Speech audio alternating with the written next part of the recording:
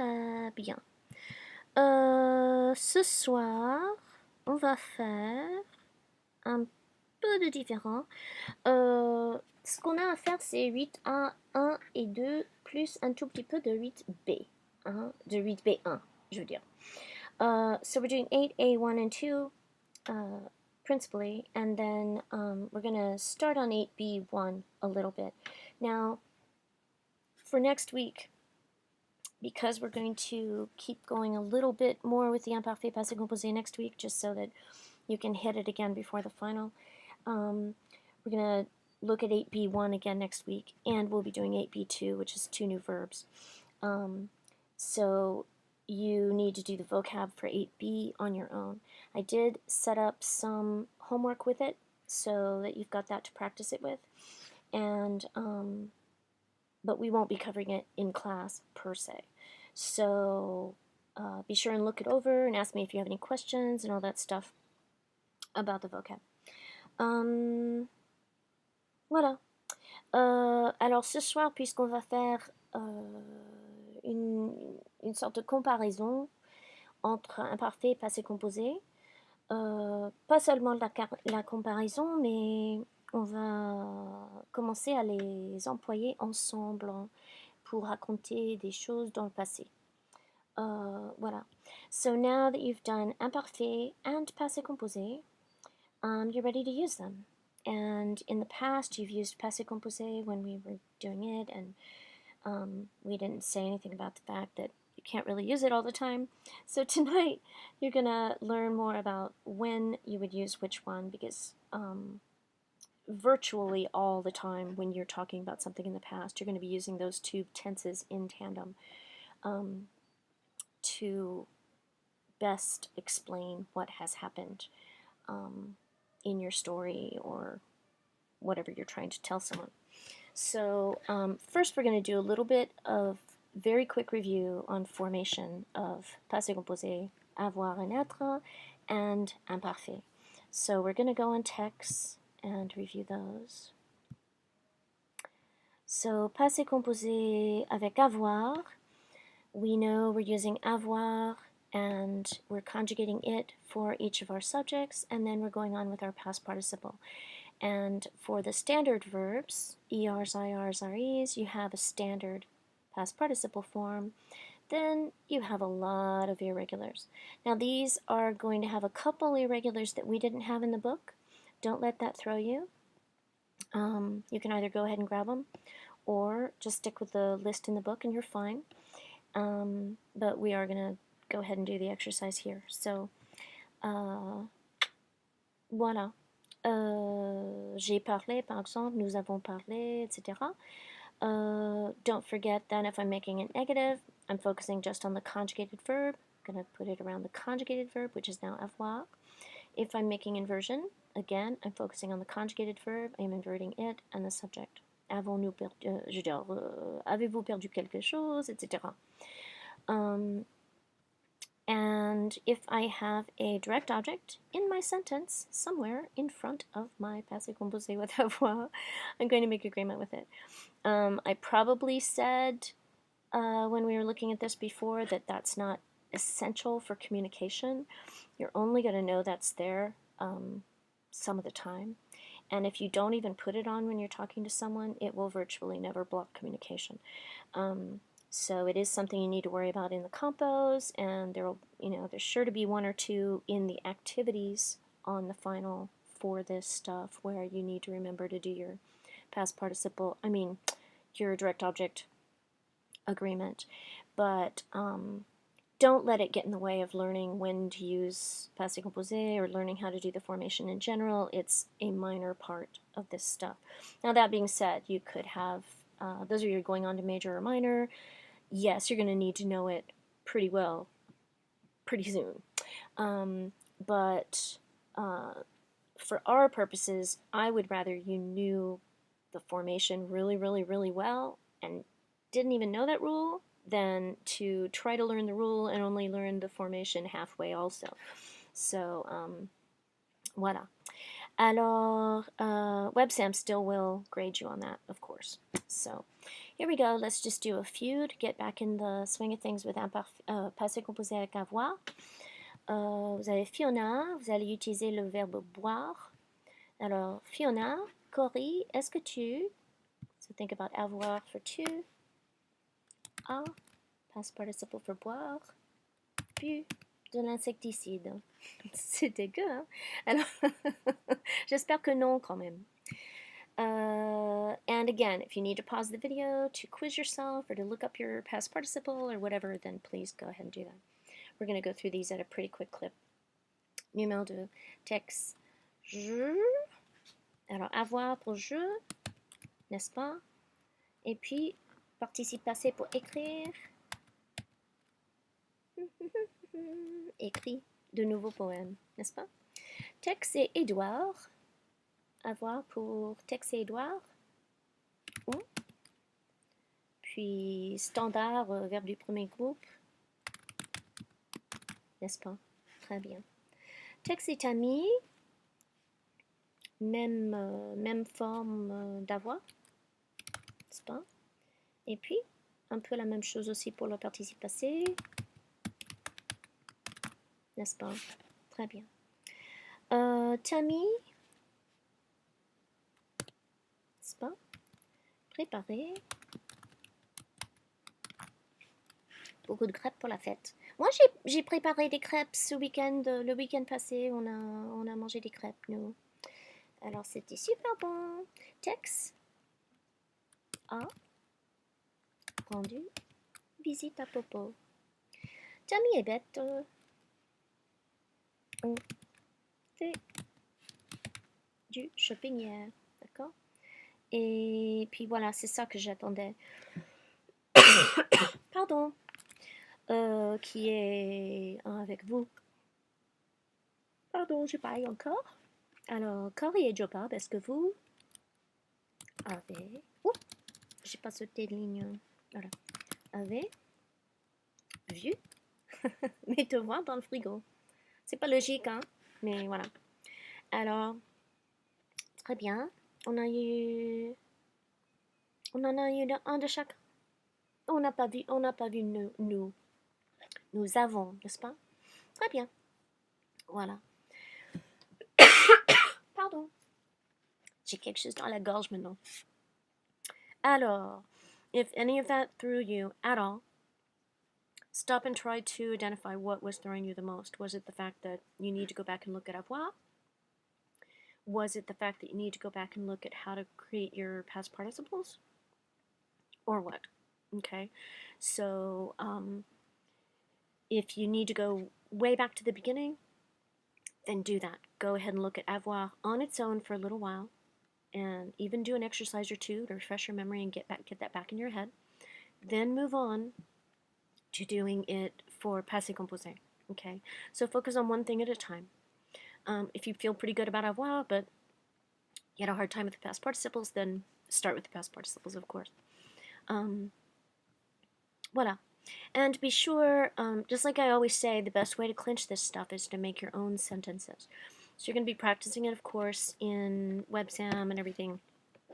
But any time that you can stop and just make some sentences on your own, for example, with the current vocab, things like that, that is what helps you clinch this stuff. Okay, so if you're doing that, make a couple with inversion, make a couple negatives, etc. D'accord? Pour que vous puissiez voir toute forme quelconque. And that way you won't be thrown whenever you see them. So if you've seen various forms as you're going through either WebSam or making your own sentences, then it'll be that much easier when you see one of those wacky forms because you won't have only looked at it in affirmative, etc. D'accord? Très bien. On continue. Alors, maintenant, on va regarder passé composé avec être, n'est-ce pas? So, you had a set list of verbs that had to do with, that we're going to take être for passé composé, right? And you may remember that we talked about être being like an equal sign in an equation. virtually every single time you ever use être, you're making agreement somehow, whether it's with an adjective or what. So the same thing is going to happen here. If I have elle singulier on one side of être, I'm going to have elle singulier here too in my past participle, right? If I have masculin pluriel or féminin pluriel on this side of être, I'm going to have the same thing over here. If I have masculin pluriel ici, c'est masculin pluriel là sur le participe passé aussi, n'est-ce pas? So just really think of that as your equal sign. Everything on either side of être has to equal each other. Alternatively, you can also go back to look at those adjective sections that you had at the very, very beginning of the book for the most part. And you can look at all these past participles for être as adjectives if you want to. Okay, and we did have a couple of exceptions to the rule of when to make agreement with être, so go back and review that if you need to. D'accord? And this is a new take. Some of you I know looked online for other ideas about how to figure out what takes être and what doesn't. You can either just memorize the list that they gave you, and then each additional verb that you learn this semester, next semester, and beyond, stop and really take stock as to whether it takes être à avoir, and remember that. You have various different ways of learning it. Usually we talk about the house of être, and they've done l'Alamo d'être, which is basically the house of être. So in the old days, we'd say, study the house of être, anything you can do in the house, basically. That isn't exactly true, but you have all these pictures to help you remember. All of these activities are with être. So, mourir, partir, descendre, tomber, etc. D'accord? Il y avait un autre truc. Some of you may have heard of Dr. and Mrs. Vandertramp. You're certainly welcome to use that. And there are other ways to remember them too. You can think of them as movement verbs if you want to. Most of them have to do with, a lot of them anyway, have to do with taking yourself somewhere, returning, going, entering, re-entering, arriving, leaving, etc. D'accord? So most of them have to do with something like that, but not all of them. Voilà. And then one of the best ways, again, to clinch these, rather than, memorizing a list or something is good just as a start, or something like the House of être where you can stop and really think about the image and try to remember, oh yeah, there was this little cricket or ant or somebody monting on the side of the Alamo, so that's helping me remember that monter takes être. This is probably better for you than actually just memorizing a list, because your head will grab this graphic. We kind of don't give our brains enough credit. Our brains are really good at grabbing some kind of graphic point of reference. So if you have some kind of a picture that shows you this stuff, it's going to be a lot easier to remember these verbs, usually, than if you just study a list or something. But then, again, if you want to really clinch them, put them in sentences of your own, using être, making sure to agree correctly, and all that stuff, to really kind of hammer them home or something. Am I mixing metaphors there? I think I am. Voilà. So your same formation for your past participles as normal, right? You have an er, res, irs, etc. You have a few irregulars. Naître. Où est-ce que c'est naître? Ah, le voilà. Naître. Mourir aussi. And virtually all, yeah, basically all the others are irregulars, except for venir and its friends, right? So those go to you instead of I, right? Alors, go back and review être if you need to before you jump in on this. So if you need to pause the video and go back and do that, then do that. And here are some of your irregulars, irregular past participles. Naître, mourir, comme j'ai dit. Venir, devenir, revenir. And every verb that you ever learn that has ENIR in the end is going to go to you for the past participle. Now, if it has venir in it, it's going to take être. There are a couple of other forms that you might have where there's an ENIR. Tenir, for example, and there's a bunch of verbs that are built on tenir. Tenir takes avoir, so Anyway, all of the venir family take être. Voilà. And then again, remember your agreement. And if I need to make these negative, I'm just going to focus on the conjugated verb again. If I need to make inversion, I'm going to focus on the conjugated verb. And I'm not going to do anything different to my past participle. I'm still going to make agreement. I'm still going to form it the way I was forming it originally, etc. Voila. So if you need to stop the video and go review anything before we jump in, do that. Otherwise, here we go. Vous avez Tammy, et vous allez mettre Tammy, être pour Tammy. Alors Tammy est allée avec eux, n'est-ce pas? Tammy c'est féminin, elle est féminine. Alors voilà, Tammy est allée en France il y a un an. Édouard, qu'est-ce que vous allez me donner pour Édouard avec être? Alors et puis arriver. Oh pardon, voilà. Hier, Tammy est tombée avec eux dans le cours d'aérobic step. C'est triste, hein? Elle avait dû avoir honte. Hein? Elle a dû avoir honte, je sais bien. Fiona, moi je suis restée avec eux. Fiona, féminin encore une fois. Fiona qui parle à Cory et Joe Bob, vous êtes rentrés avec this. D'accord? Even if you don't know whether Cory is feminine or not, don't forget, if I have a mixed group or a masculine group, I'm defaulting to masculine. Tammy et Bette sont venus avec eux. Les enfants de Rita, pardon,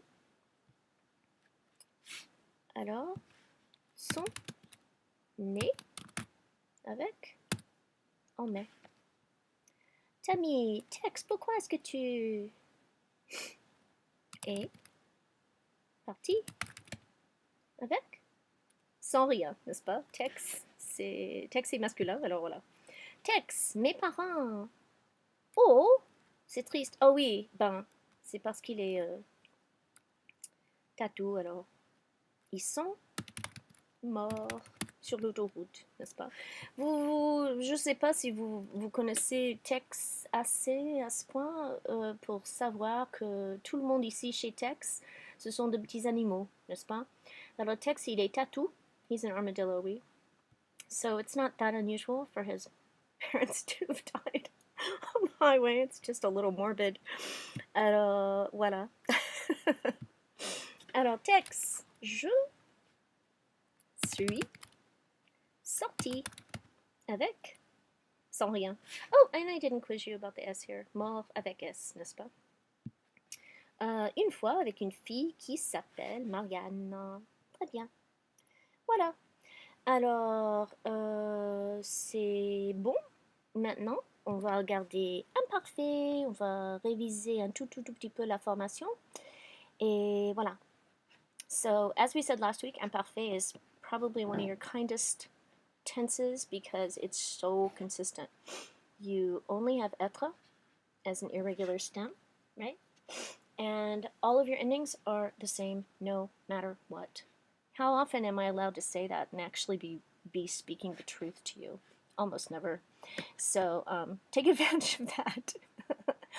And as I said last time, you really need to know your present tense forms in order to be able to do imparfait, right? Because most of the time you're going to take the new form of present tense, take off your ONS, and that gives you your root for imparfait. Then you're adding these endings, which as we just said are pretty cut and dried. Same thing all the time, no exceptions. But if you don't know present tense well enough to zero in on that new form, you're going to be in trouble. D'accord? So,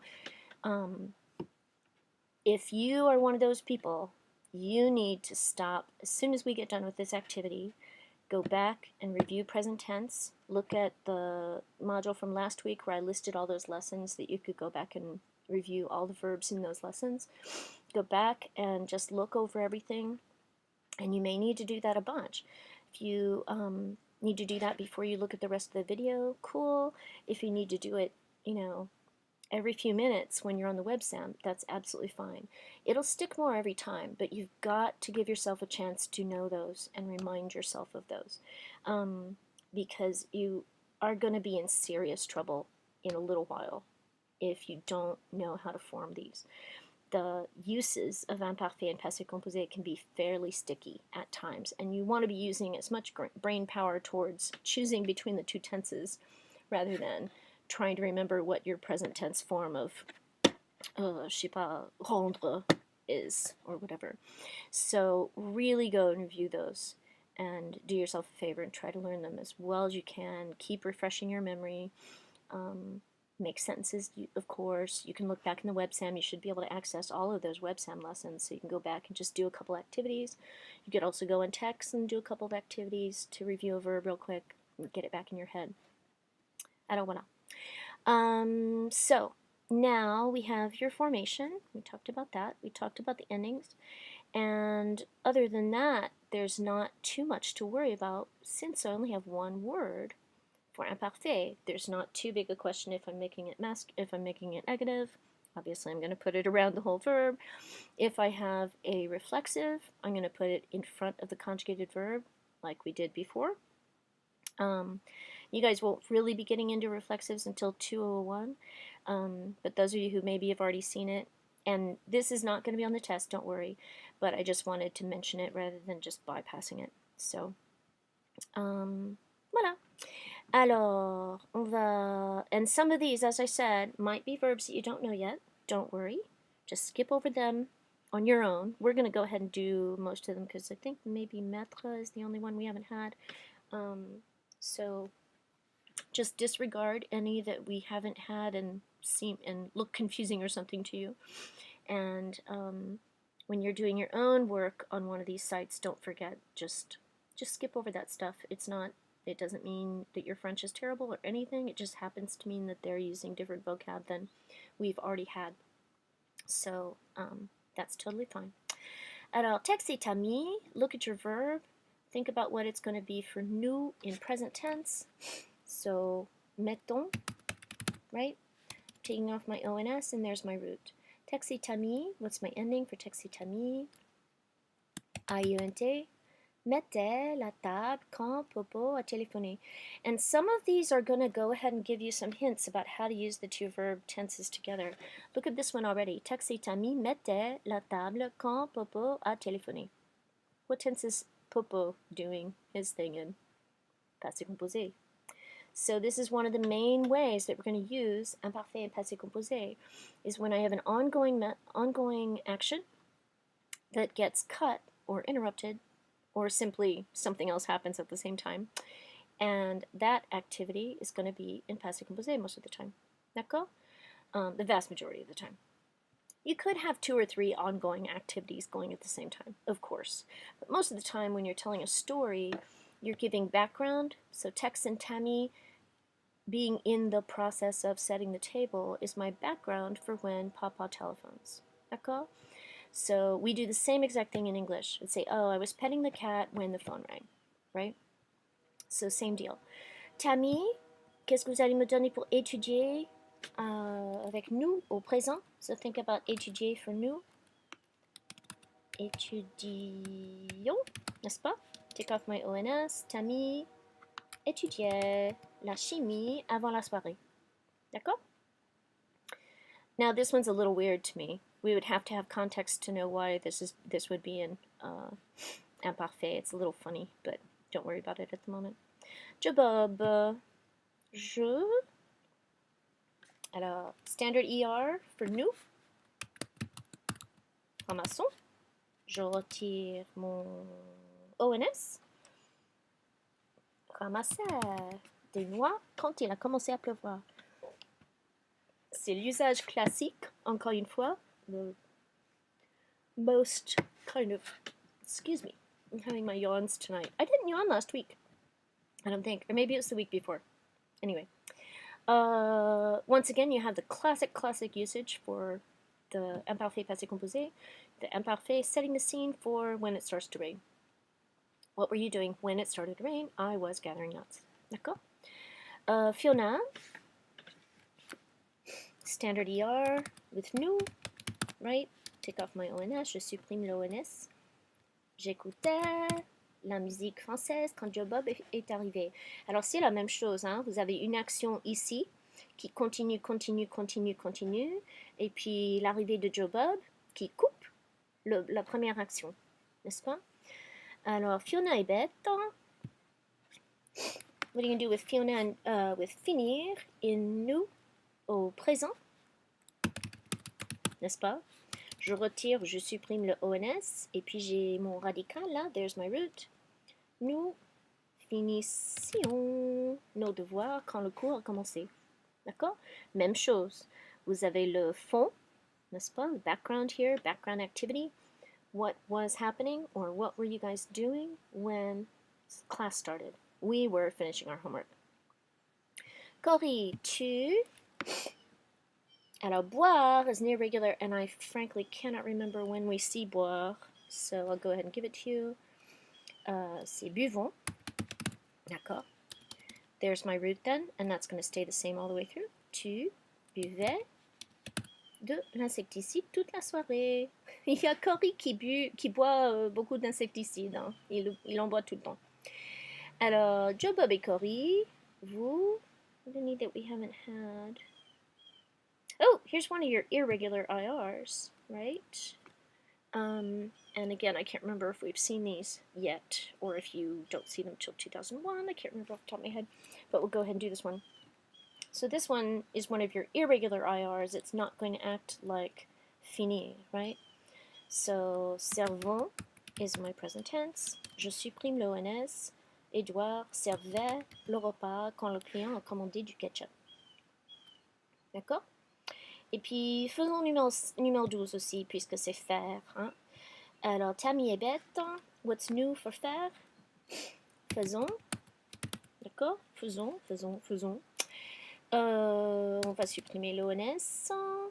Et puis, vous avez la terminaison pour Tammy est bête. A-I-E-N-T. Très bien. D'accord?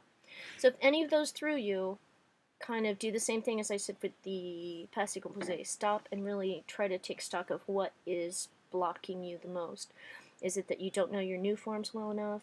Is it that you need to keep reviewing your endings for imparfait? Or what? And then try to go from there. So, now, finally, enfin, à 17 heures, on va commencer à regarder comment faire pour les deux temps en même temps. Alors,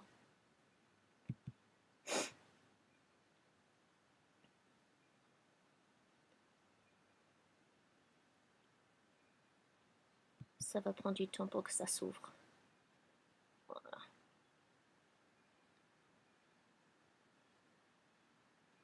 So one of the things that we touched on while we're waiting for that to open was the fact that imparfait is an ongoing action. This is an arrow. It doesn't look like an arrow. And normally it is setting some kind of background for something else to happen. And so the thing that is happening is passé composé normally. D'accord? So passé composé is like something happened. It was over. D'accord? Imparfait is something where we think about ongoingness. D'accord? So what's going to happen, or what usually happens with imparfait and passé composé actually, is that everybody grabs different things that help them narrow in, is that the right word? Narrow in? Zero in on how to use each one.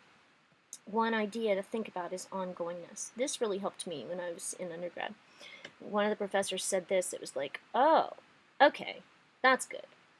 Because everybody was giving all these other rules, and oh, you know, if you don't know when the beginning or ending to the activity is, if it's, you know, something that was habitual, if something that was continuous, versus passé composé as being, you know, a finite action, a single action, etc. So ongoingness is what you're going to be doing with imparfait. Now, the hardest thing, honestly, about imparfait and passé composé is that it is more or less up to you as the speaker to decide what you're doing with the verb. Okay? Now, there are certain ones that, of course, we can tell you, and all of the ones on the test and all the ones on the WebSam are set up so that they're coercing you to use it a certain way, right? But when you're speaking, you may say some things where I, as the listener, won't be able to say, wow, she really said that wrong. I can't believe she doesn't know her passé composé, or can't believe she used imparfait with that instead of passé composé. That's not going to hit me. What's going to hit me is that I'm simply going to misunderstand your story. I'm going to misunderstand certain nuances because you used passé composé instead of imparfait, or imparfait instead of passé composé. So what these tenses are doing are they're helping you to express yourself more specifically and give much more sophisticated information than you've been able to give up to now. So again, you know, people, and of course, there are times when you would say something a certain way and it should have been another way, and the person is going to correct it in their head, because that's what we do when we talk to people who don't speak our language very well or don't speak it fluently. We kind of autocorrect as we're listening, so that, you know, our head is putting it into a comprehensible order. So of course that's going to happen as well, but there is the real chance of simply kind of misleading your audience a little bit, or saying something and emphasizing something just a little bit differently than you meant to, and that kind of thing. So it's pretty interesting, I think, in that respect, that it really is the speaker who's making these decisions. So voilà. That being said, of course, the way we have everything set up for you and the way WebSam is going to have stuff set up for you, it's set up so that there is one right answer. So you don't have as much liberty with your homework and with the final as you will in life. That's kind of how it is with everything, n'est-ce pas? Voilà. Alors, on va regarder. You have learned how passé composé and imparfait. Oh, wait a minute. Okay, I thought they were gonna. I looked at the second one, but I forgot to look at this one since the other day. So all of a sudden I thought, oh, they're doing formation. We don't want to look at formation again. Voilà. Another past tense, the imparfait, is also going to be used in past tense stories. D'accord? Now you can translate imparfait a lot of different ways. I would not focus on the top way here. D'accord? I can focus on it here because you've got something showing that it was habitual action. D'accord? So that's partly what we're talking about with ongoingness. That's one type of ongoingness, is a habitual action in the past. Oh, I forgot to make this big.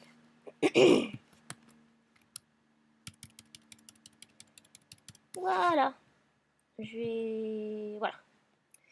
Voilà. Habitual action in the past. Nina used to sing in the shower every morning. Elle chantait sous la douche tous les matins. N'est-ce pas? He would drink a lot of tea. D'accord? He was drinking a lot of tea. D'accord? So there's another idea. And much though I do not care for having you guys fixate on English reference points, this is a really good one when you're thinking about imparfait. It is the ing in the past. So anytime that I'm saying, oh, Jim was walking along and yada yada yada. I was petting the cat and blah blah blah. Mike was talking to Will and da da da da da da. D'accord? Anytime we have that ing in the past tense, we as English speakers are also focusing on ongoingness. We're showing the ongoing nature of whatever we're talking about, and 9 times out of 10 we are setting the scene for something else to happen. Okay? So I say, oh, I was talking to Bruce and Billy came in, right? So my talking to Bruce was setting the action for something else to happen. Okay? So that's another way to think about imparfait. It's going to be doing a lot. Setting the action, or setting background for something. D'accord? And this background could be actual description, il faisait beau, il y avait du vent, on avait froid, je sais pas quoi. Or it can be an action that is the background for something else. So just like my examples, il y a 2 minutes, je parlais à Bruce quand Billy est entré. So our conversation is the background for the second thing to happen. D'accord? Okay. And of course, description, because usually description is going to be talked about in an ongoing way, right? Voilà. So all of these ideas, and again, you may have a slightly different list in your head, or things that, you know, struck you slightly differently that are easier to remember in some other order, or maybe you have a better way of describing one of these ideas and it's easier for you to remember that way. That's fine. D'accord? Do whatever you need to do to remember these, as long as whatever you're using works. So make sure that your rationale actually works and is correct and makes sense and all that stuff. Alors, imparfait is used to talk about things that were repeatedly or habitually during an unspecified period of time.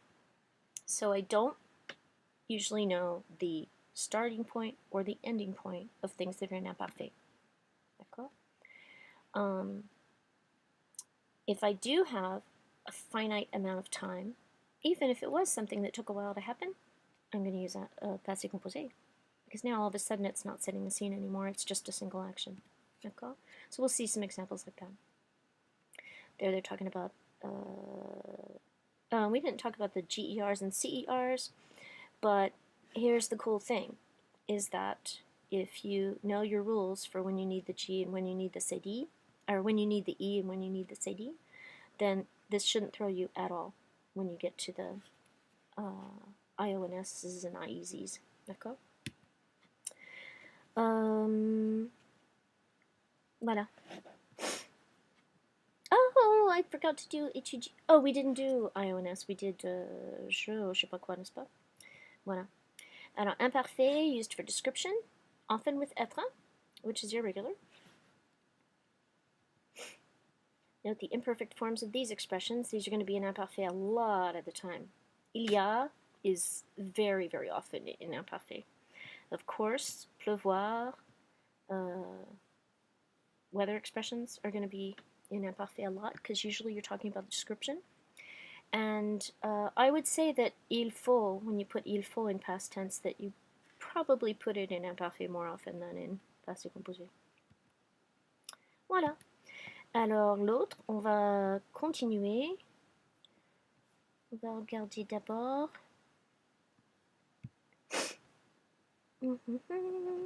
Attendez.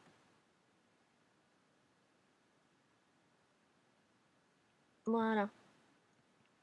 Alors, when we look at this activity, I'm going to think about how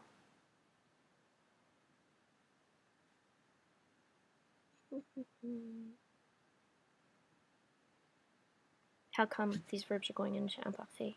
Think about it in each case. D'accord? La famille d'Emmanuel déménageait souvent quand il était petit. D'accord? And even here in my setup, they used to move a lot when he was little. D'accord? So both of these things are ongoing. I don't know when they started or ended, and they're both ongoing actions. I'm highlighting the ongoingness of both of these ideas. They happen to be simultaneous, so it's not like one thing coming and interrupting the other, right? This whole activity we're going to do in imparfait, and we're going to stop and think in each case, what is the scoop with that verb being in imparfait there? So mon père, and stop it if you need to. We're going to go through really quickly because I mostly want to focus on the reasons. Travaillait pour une société canadienne et, so here, quand j'étais jeune, mon père travaillait. So think about, was he doing this for a while? Is it setting the scene for anything? Is it talking about something habitual or continual or repeated in the past? So all of those things are true, right? It's also setting the scene, possibly, for some more story to come later. D'accord? Et nous déménagions souvent. We used to D'accord? Oh, and that's the other, again, it's another case of having an English reference point. But this idea of used to is always going to be expressed in imparfait. D'accord? And that's one of the main ways that we talk about something habitual in the past, is using that little expression. Quand nous emménagions, pardon. Oh, Suzanne. Voilà. Je décorais les murs de ma nouvelle chambre. D'accord? So when we would move in, right? Or whenever we moved into a new house, as we were moving into a new house, I used to decorate the walls of my new room, right? Ma petite sœur détestait déménager. Verbs of preference very, very, very often go in imparfait. D'accord?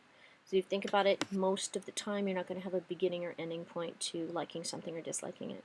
I mean, there are some exceptions to that, obviously, and we could think of some scenarios. But if in doubt, put that kind of stuff in imparfait. Elle disait, she used to say, that she perdait, would lose all her friends, and that que ce n'était pas juste, that it was not fair. Okay? So absolutely every single thing in this entire passage is something that's happening many, many times. You can think about habitualness, you can think about ongoingness, you can think about used to, you can think about the ing, lots of different ways. And whatever clicks the best for you is what you should stick with, right? Bearing in mind that these all have slightly different things going on, so you won't be able to just grab one of these and say, okay, that's my way of remembering imparfait. You really will have to use kind of a combination of these ideas, okay? Très bien. Alors, on va regarder l'autre. Celui-là, en fait, je voulais fermer. Et puis, on va regarder. We're looking at both of these tenses being used together now. Although passé composé and imparfait are both past tenses, they have very distinct uses. Okay? And here is what I was talking about before. The point of view of the speaker has a lot to do with it, right? And context. So, uses of the passé composé to express specific actions that started and ended in the past and are viewed by the speaker as completed. That's a really long way of saying a finite action. D'accord? So you can think about these other ideas. You know when it started or ended. You know it's a complete or completed idea.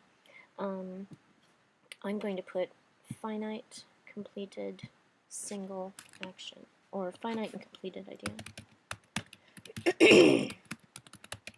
D'accord? So this means that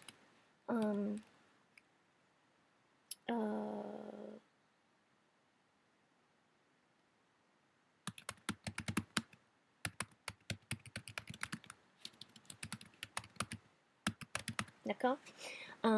This means that even if it's something that took a while, you're going to talk about it as if it was a single thing. D'accord? And I know we'll see an example of that, so I'm not going to hurt my brain and try to think of one. I was trying to think of one earlier and didn't get one. Voilà. So here are some good examples. J'ai nettoyé la salle de bain 2 fois. I cleaned it twice. D'accord? It's done. It's not setting the scene for anything else. D'accord? Oh, one of the things I wanted to say about imparfait before I forget is, d'accord? And I'm going to put quotes around that so that you don't look at the list later and go, does that mean etc. or what? This means that normally imparfait can't stand alone. If it's standing alone, you need to have a specific reason and be absolutely sure that it can stand alone the way you used it. Most of the time, there's kind of an understood ellipsis with imparfait. If you walked up to somebody and said, oh, j'ai étudié le français The person's going to be waiting for you to say whatever else happened. D'accord? So, j'ai étudié le français et j'ai décidé de faire ma maîtrise. D'accord? But if you just walk up, it's kind of like walking up to somebody and saying, oh, I used to like peanuts, or I was talking to my friend, and then you just walk away and they're like, what's the rest of the story? So that's another way to think about imparfait, d'accord? And here I have all of these standing on their own with no problem whatsoever, right? And that's one big difference between the two. Nous avons acheté un tapis, bien sûr, c'est une action finie, complète, etc. L'enfant est né à la maison. Il a plu hier. This one might be the hardest one to understand. This one, instead of setting the scene for something, we said that weather, when you're in doubt, should go into imparfait, right? This one's not setting the scene for anything. This is just answering the question, what kind of weather did we have yesterday? If I was saying, oh, il pleuvait, et nous étions super tristes parce qu'on ne pouvait pas sortir, et puis on a décidé de jouer aux dames, blablabla. D'accord? But if somebody just says, oh, what was the weather like this morning? Ben, il a fait beau. Il a plu. Il a neigé. Quoi que ce soit. D'accord? I'm just answering a question, and at that point, it's over and done with. The weather this morning is over and done with. I'm not talking about it as continued or ongoing action. I'm talking about it as completed action. D'accord? This is another good example of how you have control when you're speaking, too. D'accord? Alors, to tell about events that happen at a specific point in time or within a specific length of time. D'accord? So we kind of already touched on that. Even if it's something that you think, oh, this took a while to happen because, maybe it took a whole summer or something, but no, we're still referring to it as a completed idea. D'accord? Je suis allée à la pêche avec papa il y a 2 ans. We went. Right? Il est allé au concert vendredi. D'accord? Nous avons passé une journée fantastique à la plage. D'accord? Elle a étudié à Paris pendant 6 mois. This one's a really good one. I have a very specific point in time. Any period of time. It could be 5 seconds, it could be 6 months, it could be 18 years. I'm going to use passé composé because it's over and done with when I refer to it later. D'accord? And it's not setting the scene for anything, right? Le film a commencé à 8 heures to express the beginning or end of a past action. Okay? So if you think about it, something's end or something's beginning is a very finite point in time, right? There's no way that's going to be an imparfait. D'accord? Now, if I said, that theater, their movies used to always start at 8, but now they start at 9, then of course I'm going to use imparfait. D'accord? Mais, ou bien si c'était, way back when they started at 8, we always had time to get our popcorn or whatever. D'accord? So, again, never say never, because you might have an occasion to use some of these a different way. To narrate a series of past actions or events. So this is a really good one for passé composé. One of the hugest things that we use passé composé for in past tense is a series of events. And these are all going to be finite completed actions in and of themselves, right? Je suis arrivée en classe, j'ai vu Pierre, on a commencé à parler, je lui ai montré mon nouvel iPhone, on a joué avec 2 minutes, le prof est entré, on s'est assis, on a commencé la leçon. D'accord? Ok? Tout ça au passé composé. D'accord? So, pour la fête d'anniversaire de papa, par exemple, maman a envoyé les invitations, elle a acheté un cadeau et elle a fait les décorations. D'accord? Voilà. To signal change in someone's state. D'accord? So, most of the time when I'm talking about somebody's mental, physical, or emotional state, it's going to be an imparfait, right? Because I don't normally say that, I don't know, she started being happy at 3 o'clock and she stopped being happy at 8 o'clock or something like that, right? Usually it's kind of setting the scene for something. But if I'm talking about it as the result of something else, or if I know exactly when it started or ended, then I'm going to be able to use it, passé composé. Not ended necessarily, but when it started. So if I have a specific reason or a specific time frame here, soudain, tout à coup, so you have some adverbs that are going to give you big clues for whether you're going to be using imparfait ou passé composé. Il est mort dans un accident. Bien sûr, ce ne serait pas à l'imparfait, n'est-ce pas? Soudain, j'ai eu peur. Suddenly, right? Tout à coup, elle a eu soif. D'accord? Now, if I was setting the scene for something, I could say, oh, elle avait soif, alors elle est allée à McDo, elle a acheté un coca. D'accord? But here, I'm focusing on the fact that something suddenly made her thirsty. D'accord? Uses of the imparfait to describe an ongoing past action with no reference to its beginning or end. D'accord? So, setting the scene, actions that I don't know, actions whose beginnings or ends are unknown. D'accord? Vous dormiez sur le canapé, etc. Now, these are really weird to look at out of context. They actually kind of shock my head a little bit because I want to say vous dormiez sur le canapé et d'accord. Tu attendais dans le café, d'accord. So not that one so much actually. That one makes a little more sense without context. But most of these are really wacky without a context. To express habitual or repeated actions or events or describe how things used to be. So we talked about all that. Repeated actions, ongoingness, description, spa. So as you go through the video, you can pause these a little longer and actually read through the examples if you want to, or of course go on your module and do the same thing.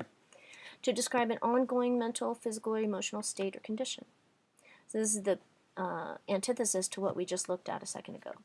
We said suddenly somebody died, suddenly somebody got worried, right?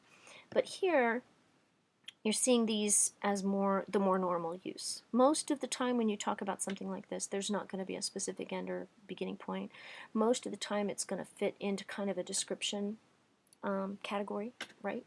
So most of the time these kinds of expressing these kinds of things is going to be in imparfait. So again, pause the video if you need to read back on those, right?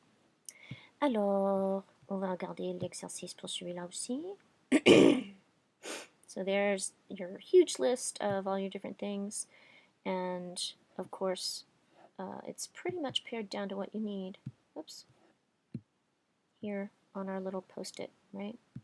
So, and if you can synthesize it a little bit better for your own notes or something, then that's wonderful. Whatever is going to help you remember that stuff the best.